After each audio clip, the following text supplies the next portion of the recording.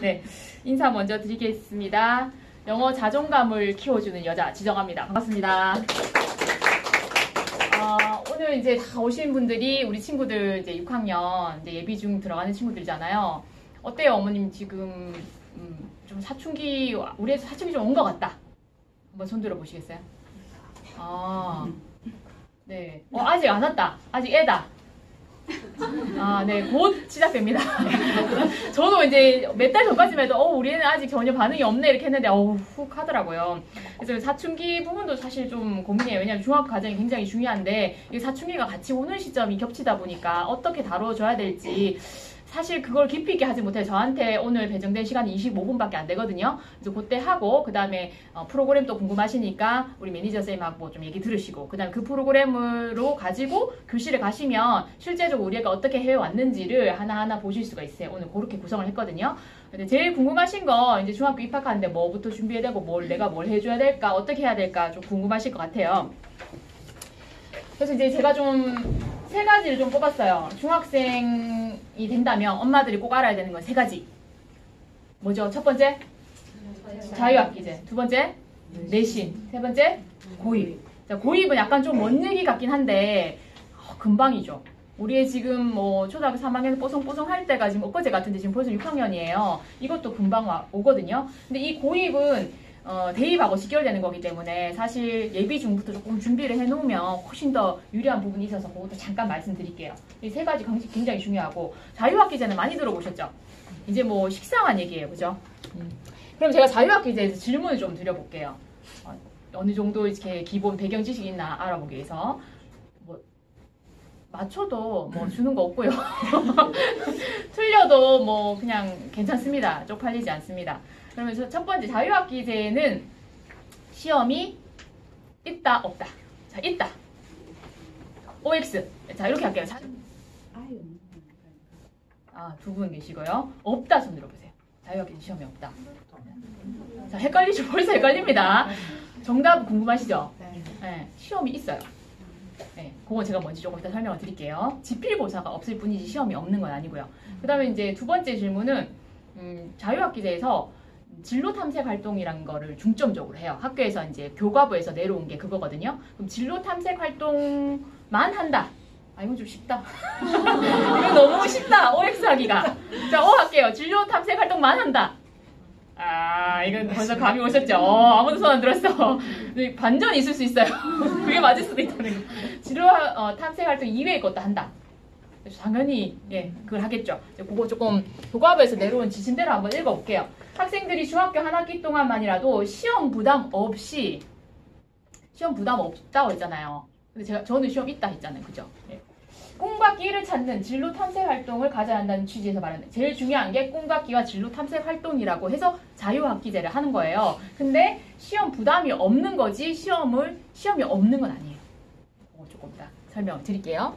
그러면 이제 진로 탐색을 굉장히 중요시 여기는데 이것만 있는 건 아니라는 거죠. 학교 진도, 교과 진도를 다 나가요.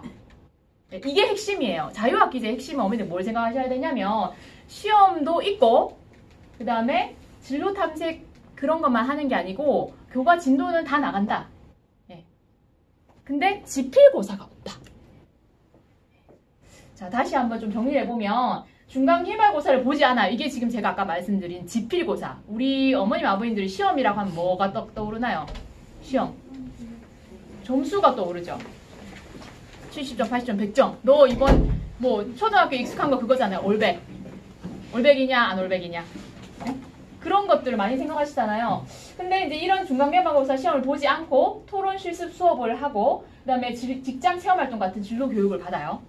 그다음에 지필고사는 자유학기제 기간 동안 없어요. 그러나 서술형 수행평가가 있어요. 서술형 수행평가. 근데 이게 고교 입시에 반영이 되냐 안 되냐? 될까 안 될까? 여기 적혀 있습니다. 고교 입시에는 반영되지가 않아요.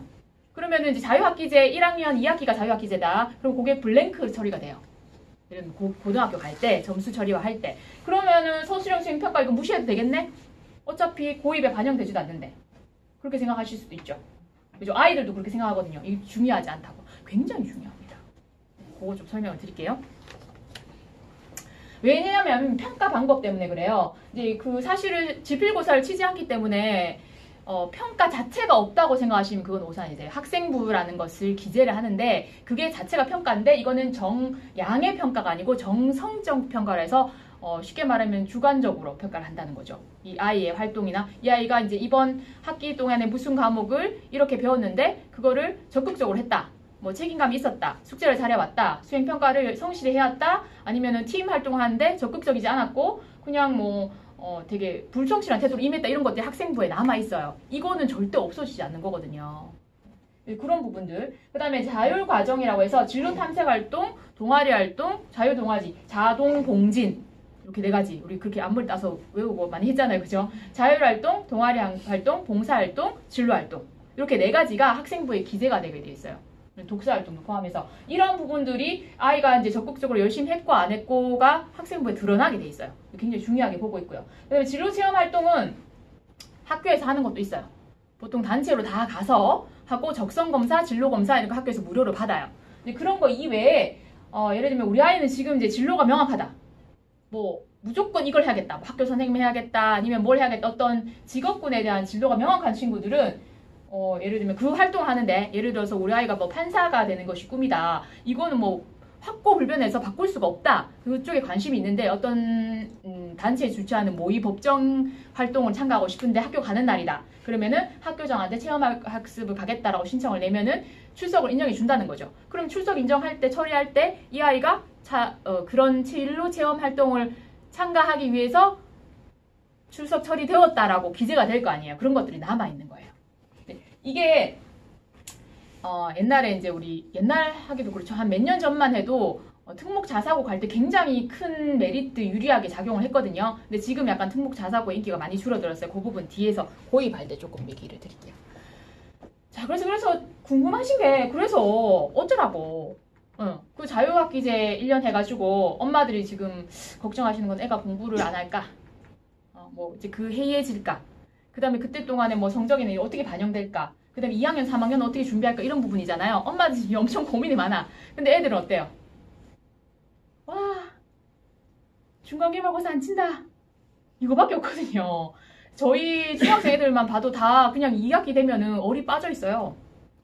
진로체험 활동 하니까 이제 학교에서 어딜 가고 무슨 뭐 직업군 와가지고 하는데 참 직업군도 이렇게 그렇게 다양하지 못하더라고요. 아이들이 이제 다양한들 솔직히 그 많은 아이들이 자신이 관심 있는 분야인지 아닌지를 찾아보기엔 좀 턱없이 모자라기도 해요. 근데 그나마 그런 거라도 생겨서 다행인데 이 숫자가 의미하는 게 뭘 것 같으세요? 뭐가 7이고 뭐가 3일까요? 중학교에서 자유학기 학년 동안에 가장 비중인 거죠. 10을 기준으로 봤을 때. 제가 좀 선택지를 드릴게요. 그러면은 교과 뭐 학교 시험이나 뭐 이런 거 수행평가 다 포함해서 교과 성적 하고 그 다음에 아까 말한 자율활동 이걸 비중인데 뭐가 7일까요? 교과 활동과 자율활동 자율활동이 7 이 고수 한번 해볼게요. 이거 틀려도 창피하지 않아요? 네, 살짝 소름 드시면 돼요. 저만 볼 수 있게. 자율활동이 7이다. 이거 비교과로 하거든요. 지금부터 비교과로 할게요. 네, 비교과가 7. 그 다음에 교과, 내신 성적이랑 수행평가가 7이다. 거의 반반이세요. 네. 그런데 죄송하지만 이거는 작년까지 자료입니다. 네. 근데 정답은 요게 교과, 요게 비교과였어요. 작년까지. 근데 이제 바뀌었어요. 심플해졌죠? 답 맞추기도 쉽고. 그런데 오히려 어떤 게 있냐면은 이 숫자가 가지고 있는 의미가 굉장히 많은 건데 이게 교과, 비교과잖아요. 교과와 비교과의 비중도 비슷해졌어요. 이게 대입에도 똑같이 적용이 되고 있어요. 학생부 종합 전형 해가지고 지금 이번에 오늘 수능 쳤잖아요. 보시면 되세요. 그런데 이제 좀 상위권 대학일수록 학생부 비중이 더 커져요. 대입은. 근데 여기서 놓치시면 안 되는 게 학생부 비중이 커진다고 해서 공부를 못해도 되느냐는 아니라는 거죠. 네. 그래서 두 마리 토끼를 다 잡아야 되는 상황이에요. 그 다음에 이 5대5라는 숫자가 하나 더 어떤 의미가 있냐면 그 내신 시험에서 어머님들이 시험이라고 생각하는 거 지필고사 70점, 80점 이렇게 점수 나오는 거 그 시험과 수행평가의 비중도 마찬가지예요. 전까지는 7대3이나 학교마다 6대4나 이렇게 지필고사의 비중이 조금 더 컸어요. 그래서 수행평가 비중이 좀 낮았고 경기도 지역은 항상 먼저 시작했기 때문에 거의 뭐 작년, 재작년도 5대5였어요. 수행평가 더 높기도 했고. 근데 이제 이 지역에서도 우리 동네 있는 중학교, 알만한 다 중학교들은 다 5대5. 원래 중학교 1학년들은 수행평가와 지필고사의 비중이 5대5예요. 그러면은 쉽게 생각해서 엄마들이 확인할 수 있는 점수는 중간 기말고사밖에 없어요. 이게 정성평가 이런 거는 엄마들이 확인하기가 쉽지가 않고 성적표 나올 때에 대해서 알 수 있거든요. 지필고사를 우리가 100점을 맞았어. 그래서 이제 이거 A구나 라고 성적표를 기대했는데 B가 있는 거야. 100점인데. 중간계말 둘 다 100점인데 B가 있을 수 있어요. 왜? 수행평가를 얘가 성실하게 못했으면은 수행평가 비중이 크기 때문에 B가 될 수 있는 거죠. 자, 제가 말한 A, B 이거 이해하시는지 확인 한번 해볼게요. 중학교는 내신 성적 평가가 절대평가, 상대평가. 절대평가. 손 들어보세요. 절대평가는 점수에 맞춰서 그냥 네가 90점만 넘으면 뭐 80점 넘으면 뭐 이렇게 통합적으로 보는 거고, 상대평가는 옛날에 우리 반에 100점이 많으면은 다 같이 다 B가 되는 거고 이런 거 있잖아요. 이게 상대평가거든요. 절대평가다. 중학교는 상대평가다. 관심은 없진 않으시고 모르겠다 해도 있어야지 모르겠다. 네. 그쵸. 이제 중학교 가는데 알아야 되잖아요. 절대평가. 네. 그러면은 90점 넘으면 다 A. 80점 넘으면 다 B. 89점은 B. 90점은 A. A와 B가 1점 차이로 확 갈릴 수 있다는 거. 수능도 영어 절대평가잖아요. 네, 그러니까 이제 옛날처럼 사실은 올백? 우리 올백이 목표였던 어머님들 제가 올백 받은 친구들도 좀 있는 걸 제가 알고 있는데 이제 올백 목표로 하시면 안 된다는 거죠. 차라리 그 시간에 전과목 골고루 하고 뭐 자기 스토리 관리를 한다든지 뭐 비교과 영역을 조금 더 공부 잘하는 친구라면 좀 더 준비해두고 독서 활동하는 게 나을 수 있거든요. 어쨌든 그렇게 봤을 때 절대평가에서 A를 못 받고 얘가 B를 받았어. 둘 다 100점인데. 그렇다는 거는 90점이 안 됐다는 거잖아요. 89점이 나왔다는 거예요. 수행평가를 완전 망친 거예요. 근데 아이들도 엄마랑 똑같이 생각을 하는 거예요. 수행평가는 뭐 별거 아니야. 왜냐면 수행평가 어떻게 나오냐면 종이 쪼가리 하나 이렇게 나와요. 그리고 이제 영어 같은 경우에는 수도권에서는 지금 경기도에서는 전부 다 PT 영어로 프레젠테이션 하라가 수행평가예요. 중학생이. 뭐 또 시사 이슈에 관한 거. 뭐 사드 배치에 대한 찬반 본인의 의견을 프레젠테이션 하라. 영어로. 그러면 걔가 우리 말로 정말 막 판내 막 열심히 해가지고 학교 성적 올릴 수 있었어요? 없었어요? 우리도 옛날에 중학생이요? 네, 중학교 때. 아니 PT 간다고요? 네. 아니 지금 너무 충격받으셨구나. 다 해요. 지금 강남하고 이쪽은 난리 났어요. 네. 더 심해졌고 뭐 라이팅 이런 거 뭐 논술 라이팅. 그러니까 과연 선생님들이 이거를 평가를 할 수 있을까 싶을 정도의 수준으로 다 나와요. 근데 이제 지방에는 이게 늦어지는 이유가 이걸 이제 평가하려면은 너무 복잡하잖아요. 서술형 스피치 이런 것들도. 근데 거긴 또 워낙 그런 쪽으로 잘하는 애들이 많으니까 그런 거고 여긴 또 상대적으로 적어요. 그래서 그렇게까지 난이도가 높진 않아요. 지금 저희 작년까지 수행평가가 지금 어머니 책자 보시죠. 여기 뒤쪽에서 제가 페이지가 없어서 그런데 수행평가에 대한 내용이 여기 뒤에서 한 3번째, 4번째 이 페이지를 보시면 네, 수행평가 분석해 놓은 거 있어요. 저희가 뒤쪽에서 3번째, 4번째, 4번째네요. 네. 1학년, 2학년, 3학년 해가지고 영어 듣기가 기본적으로 수행평가에 해당되는 거고요. 그 다음에 지금까지는 교과서 지문 외워서 말하기 이런 게 수행평가였어요. 영어가. 그런데 해마루 중학교 보시면 뭐 라이팅 기말고사에 라이팅이 있어요. 가고 싶은 여행지 조사에서 이유와 함께 작성 제출. 근데 스피킹은 아직까지 여기 지역에서는 외워서 말하는 정도. 그래서 아이들이 수행평가에 대한 마음가짐 자체가 되게 많이 준비를 해야 된다거나 그런 마음이 없어요. 그냥 대충 외우면 돼. 공부 잘하는 애들은 뭐 받아갖고 그냥 달달달달 외워서 다 맞추면은 만점 줬는데. 근데 지금 5대5로 바뀐 상황에서 이게 어떻게 바뀔지 모르는 거예요. 비중이 3이었을 때는 이런 시험이 가능했거든요. 근데 비중이 5가 됐잖아요. 그러면은 선생님들도 이 수행평가를 조금 더 체계적으로 내셔야 되겠죠. 그러면은 흐름이 있잖아요. 수행평가 문제의 흐름이. 그러면 경기도나 서울 쪽에서 이렇게 쭉 내려온단 말이에요. 그럼 이제 이게 벌써 거기서 몇 년 돼서 자유학기제 하면서 수행평가가 그런 식으로 나오기 시작했는데 이제 여기도 그렇게 될 가능성이 굉장히 높은 거죠. 매년 사실 변하긴 해요. 선생님들 출제 경향이나 이런 것들. 그래서 수행평가는 그냥 문제 많이 풀고 문법하고 단어 달달달달 외우고 그냥 옛날 방식으로 엉덩이 딱 붙이고 앉아서 공부한다고 되는 그런 게 아니고 시간을 많이 요하는 거예요. 정말 기본을 익혀야 돼요. 이게 영어에만 해당되는 것이 아니고 과학도 마찬가지고요. 과학 수행평가도 그냥 문제를 푸는 단답형, 사지선다형으로 문제를 푸는 단답형 답을 할 수 있는 게 아니고 너의 생각을 말하라, 정리하라든지 실험 보고서를 쓰라든지 이런 식으로 나오니까.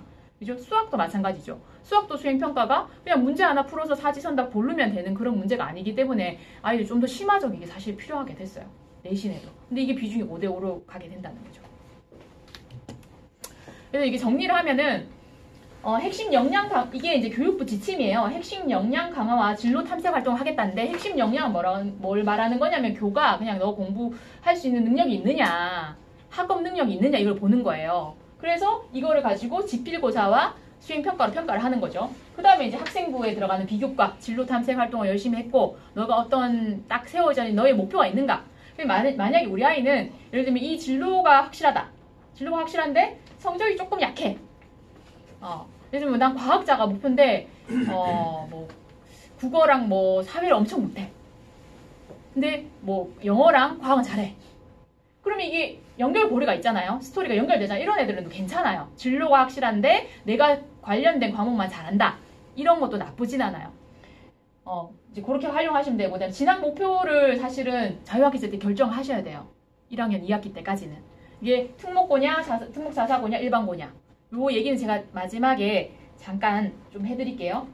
그 다음에 이제 정성평가, 아까 말씀드린 어떤 시험 점수화 하는 게 아니고 수행평가라든지 아이의 독서활동 기록한다든지 그 다음 자율활동, 뭐 진로체험활동 이런 것들을 기록으로 다 나타나거든요. 행동 특성 및 종합발달사항해갖고 우리 통지표에서 초등학교 때 그 담임 교사 의견 그런 게 있잖아요. 초등학교 지금 집에 가셔서 우리 아이가 받았던 생활 통지표를 다시 한번 보세요. 이게 번호 순서나 이런 것들이 중학교과랑 똑같이 나와 있거든요. 근데 어머니들 그냥 선생님 말만 읽고 대충, 왜냐면 점수가 안 나오니까 내가 볼 게 없잖아요. 그랬잖아요. 저도 그랬거든요. 근데 그게 아주 사실 중학교 가면은 이 자유학기 때 성적표 그렇게 나와요. 그게 또 굉장히 유의미하다는 거.